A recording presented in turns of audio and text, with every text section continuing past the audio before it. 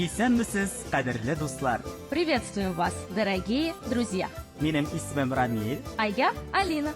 Без икебез дә Халыклар дуслыгы орденлы Татарстан дәүләт җыр һәм бию ансамбле артистлары. Мы артисты Государственного ордена Дружбы народов ансамбля песни и танца Республики Татарстан. В нашем коллективе работают более 100 человек. А вы хотите узнать о них поближе? Тогда смотрите нашу передачу Творческая среда. «Иҗади чәршәмбе».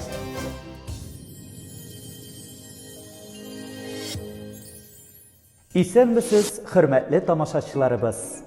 Иҗади чәршәмбе тапшыруның чираттагы чыгарылышын башлыйбыз. Бүгенге героебыз Татарстан дәүләт җыр һәм бию ансамбле җырчысы Регина Тимербулатова. Биш гомер бирелә дисәләр дә, мин сине сайлар идем, җаным.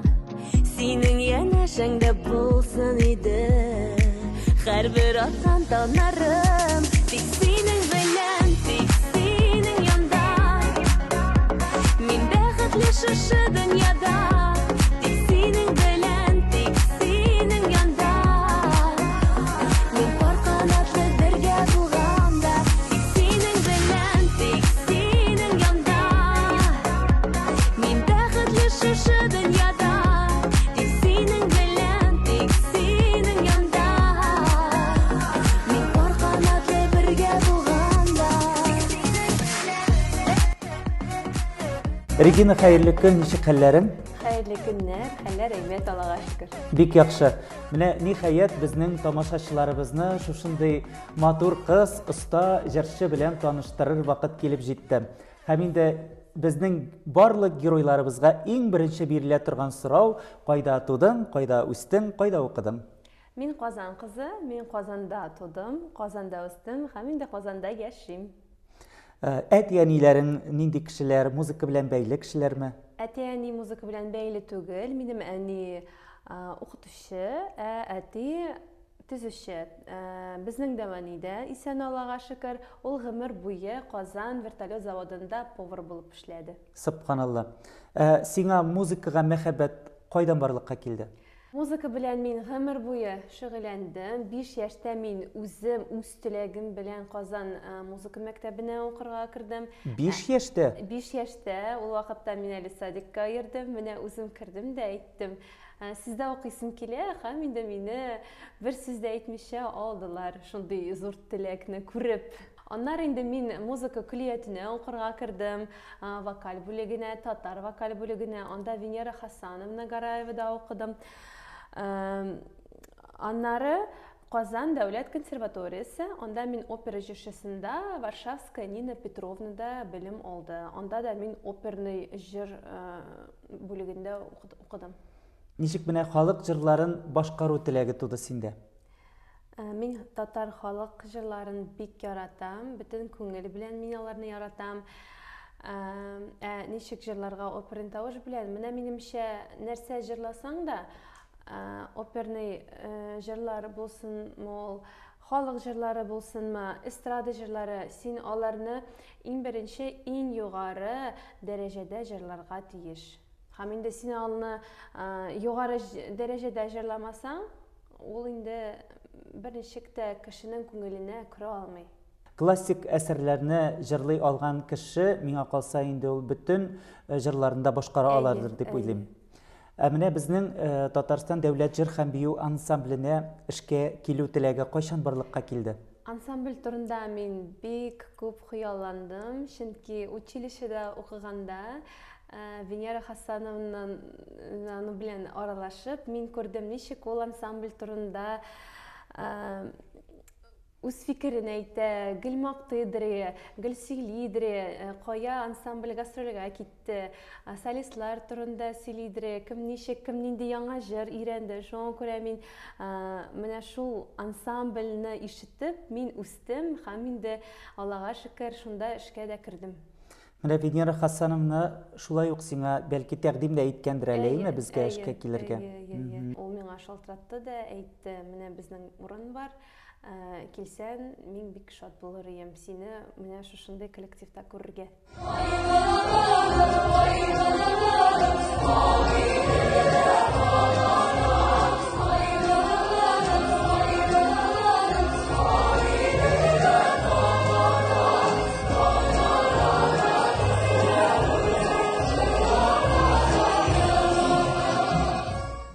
Инде менә ничә ел син әлеге коллективта безнең ансамбльдә хезмәт итәсең? Ансамбльдә миңа калса 5 ел мин эшлим. 2 ел мин декрет ялында. Әйе, әле син югалып та тордың әле безнең 2 ел, әйме? 2 ел мин эшләмәдем, Әйе. бала белән булдым. Әмма бу инде безнең ничек дип әйтим, начар югалу түгел, яхшы югалу, Шатлыклы. шатлыклы югалу булып алды. Менә әйдә шушы сабыйың турында да, кичкенә улың турында да әйтеп кит инде. Минем бәләкәй балам, улым бар. Аның исеме Амин. Аңа 2 яшь ярым. Ул инде хәзер садикка йөри. Бик самостоятельный егет. Субханалла. Миңа калса әле Амин да синең кичкенә вакыттарындагы кебек 5 яшендә әле үзе музыка мәктәбенә укырга кереп китәргә мөмкин. Күрербез.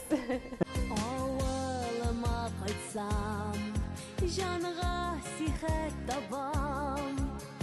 Борчуларымы бетә күңелдә. Кояшлы иртәләр, якты хатирәләр, саклана йөрәгем түрендә.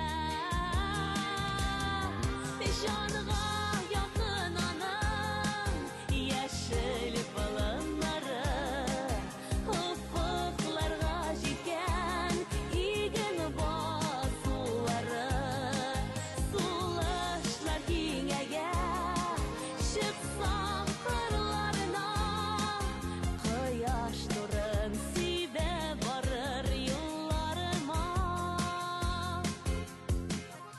Синең тагын нинди икенче һөнәрең бар?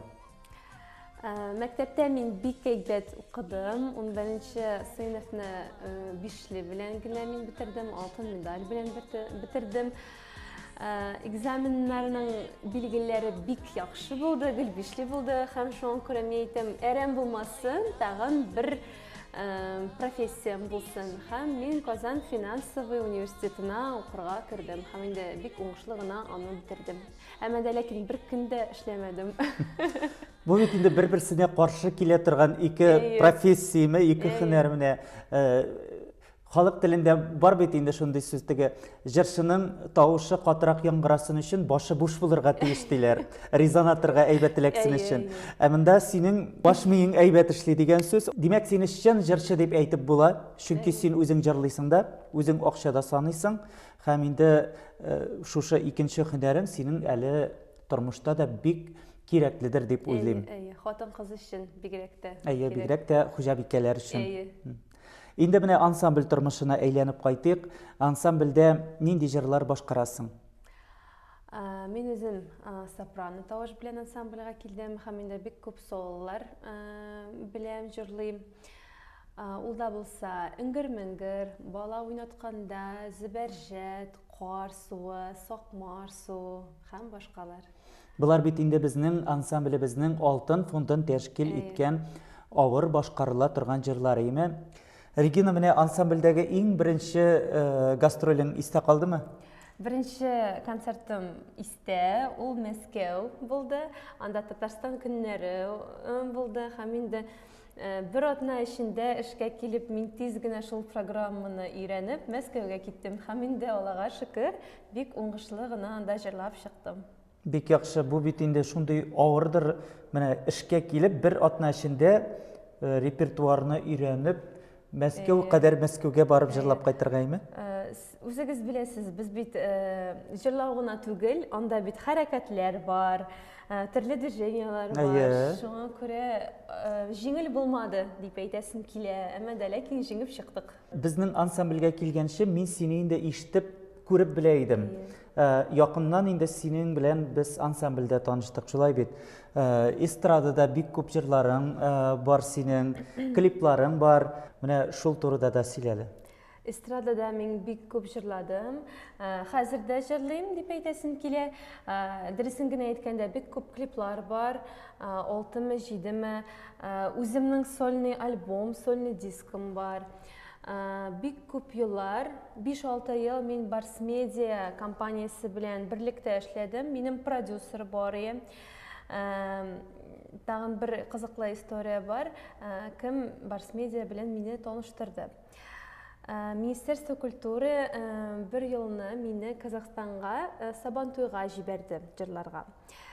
Мен өзім генә бармадым анда. Мен анда Хамдуна апа Тимиргалиева белән бардым. Без анда аның белән таныштык, сөйләштек, җырладык бергәләп.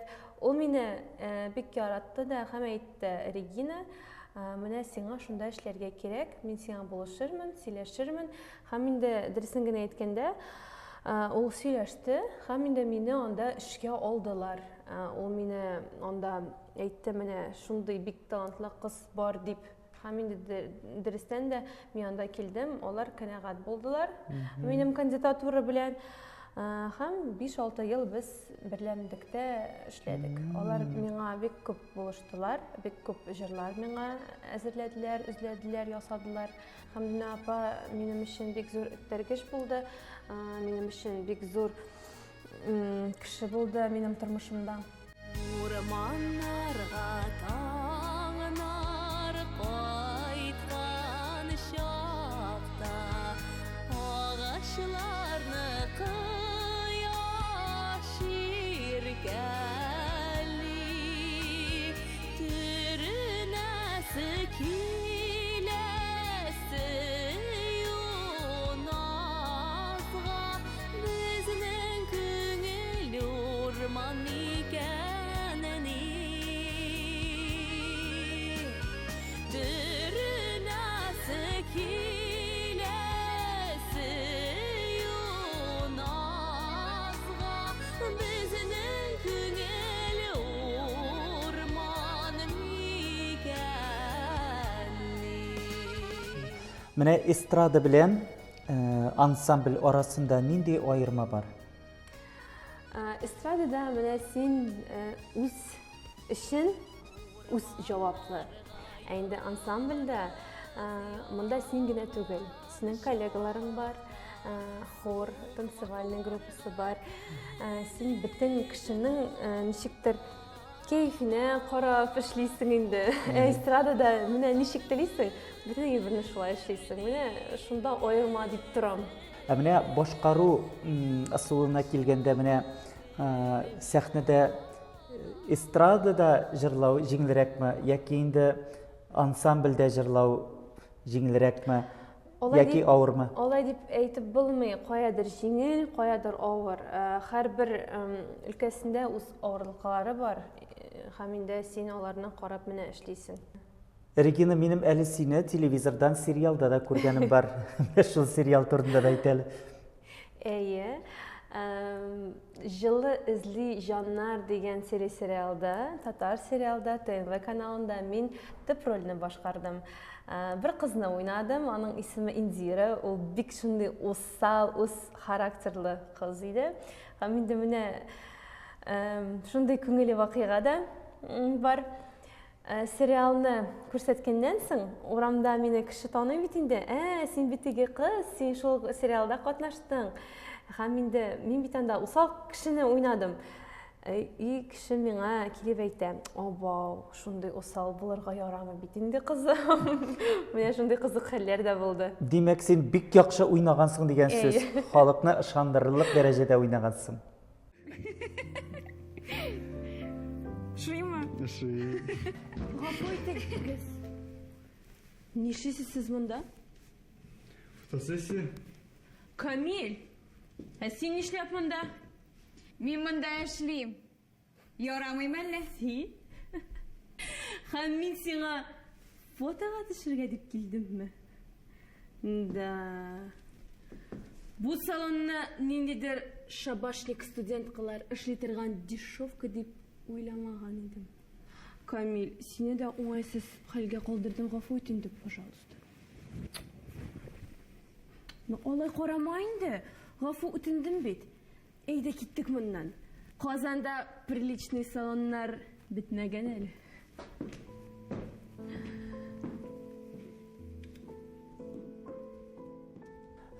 Гомумән менә ансамбльдә эшләве авырмы? Бу сорауны да инде мин безнең яшь җырчыларыбызга еш бирәм. Ансамбльдә эшләр өчен нинди сыйфатларга ия булырга кирәк? Минемчә, әгәр син үз işingni шын көңелдән яратасың, син анда бирелеп эшлисең, син бернинди дә авырлыкларны күрмисең дә. Ә инде ансамбльдә эшләү өчен иң беренче талант кирәк һәм түземлек. Менә монсы бик мөһимдер дип уйлыйм, чөнки инде түземлек ул һәр һөнәрдә һәм тормышта да иң кирәкле сыйфаттыр дип уйлыйм. Син инде бик күп конкурсларда, бәйгеләрдә катнашканыңны беләм, менә шулар турында да хәзер тамашачыларыбызга сөйлә әле. Балачактан дөресен генә әйткәндә бик күп төрле фестивальләрдә, конкурсларда катнаштым. Алар да булса Созвездие, Йолдызлык, Сандугач, Әлфия Авзалова конкурслары, Сәлек Сайдашевка багышланган конкурслары. Бик күп клиплар үземә төшердем, бик күп җырлар эшләттем. Ә менә быел декрет ялында утырганда мин инде уйладым, нәрсәгә болай гына бушка вакытны әрәм итмичә, мин инде Миссис Татарстан дигән зур конкурста катнаштым. Гомер буе Мисс Татарстанда катнашырга дөресен генә әйткәндә теләдем, әмма дә ләкин буем җитмәгәч, мин анда катнаша алмадым бердә, ә менә инде Миссис Татарстанда катнаша алдым. Бу конкурс кияүдә булган балалы хатыннар өчен.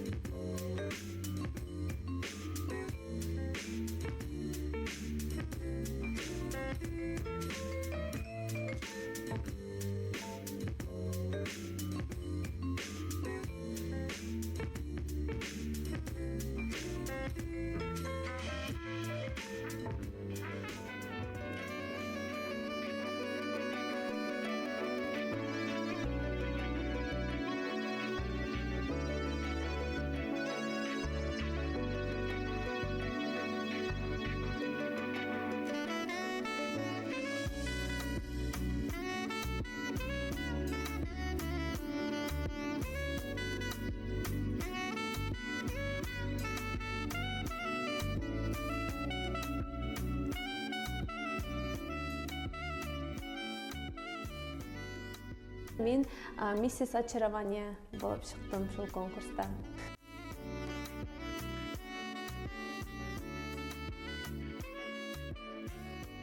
Регина, әйт әле, менә шушындый сылу гәүдәле булыр өчен, матур булыр өчен нәрсә эшләргә кирәк?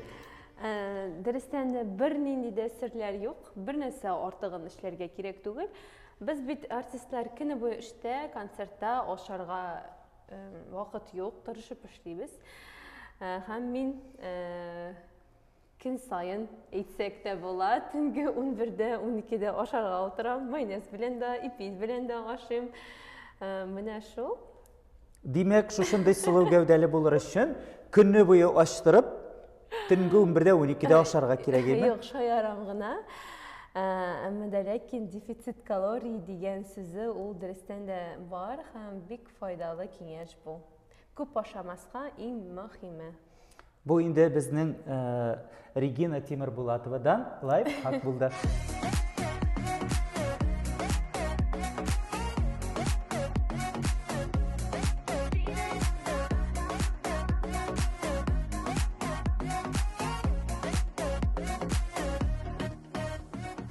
Киләчәккә планнарың турында да сөйләшеп алыйк. Менә үзеңне киләчәктә ничек күз алдына китерәсең? Киләчәктә тырышып эшләргә, Алла бирсә, бик күп сололар җырларга, бик күп яңа җырларны өйрәнергә минем хыялым. Һәм инде гаиләдә тынычлык, матурлык һәм мәхәббәт булсын. Таң атканда баланарга сөйләдем серләремне, балын чәчәкләре аллый минем күңелләремне. Таң атканда, ай батканда күңел яшәрә икән, кабатланмый гомерләр дип күзләр яшьләнә икән.